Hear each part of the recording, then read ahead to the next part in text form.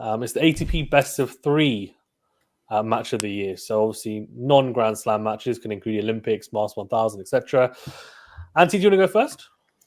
Sure. I went with Djokovic versus Alcaraz Olympics final for my pick of ATP Best of 3 match.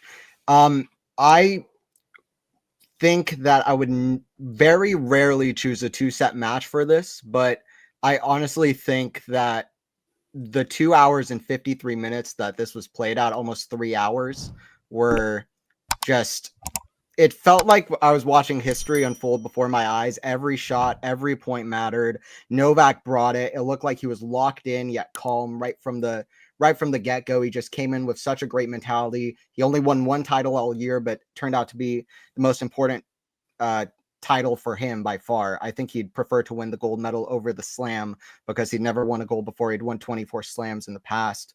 So I think that it was a really important title for Novak. I thought that Alcaraz played really well too, but Novak just saving break point after break point in the first set. He saved 8 out of 8 break points in that first set. And it ended up with 2 tie-break sets. I thought it was very exciting. There are other great ones to choose that won 3 sets, but for me, Alcaraz versus Djokovic, 1 versus 2, it just was very historic. And I thought even those 2 sets, honestly, I would say it might have been an all-time good match, but for me, for sure, it was the best of 3 set match of the year this year, in my opinion. No, phenomenal match, for sure. Cam? Yeah, I've got the same. I was tossing up between that. There was a couple more. I'll have to think about those, but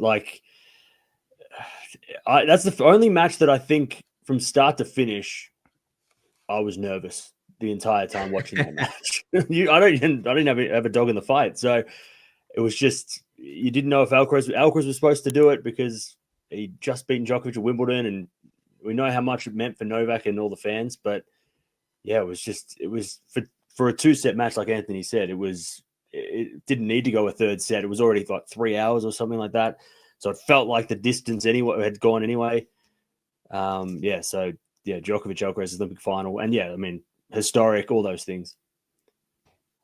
Yeah. Ultimately, I agree. I mean, there are arguments for the Beijing final over this one, match script wise, and maybe pure quality wise. And if you watch a highlight reel, it might look better.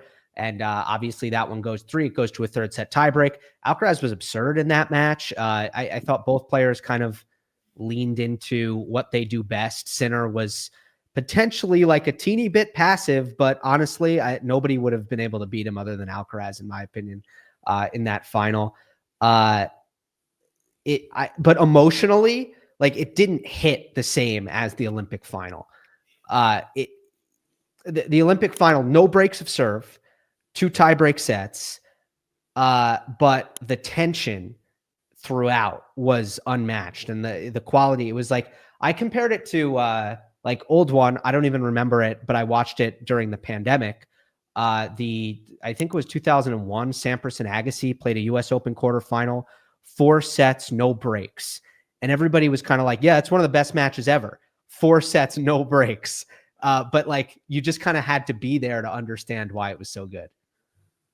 Yeah, I agree with you guys. I also put an honorable mention for the Beijing final, but as you say, it doesn't have the same pedigree, that final, as the Olympic final, and just everything that was on the line for the Olympics. Novak had just been dismantled by Alcaraz at Wimbledon, and I remember watching it because I was lucky enough to be there at Wimbledon as well as the media, and I remember watching it and thinking this is absolute demolition job. And then when they met at Roland Garros, I was thinking, is the same going to happen? But exactly what happened, I guess, last year was slightly different. Obviously, Alcaraz was very close to winning this time, but at Roland Garros last year, where Novak beat him, and obviously there's the cramping issues, the same thing came true again on clay, which is weird to say, you might think, because you might look at it on paper and say that Alcaraz should be the big favourite on clay, but it doesn't necessarily seem to be the case in this matchup. And I think Novak, maybe people don't realise how good he is on clay with no Rafa in the picture. But yeah, I mean, it was phenomenal, the quality, I thought, throughout as well.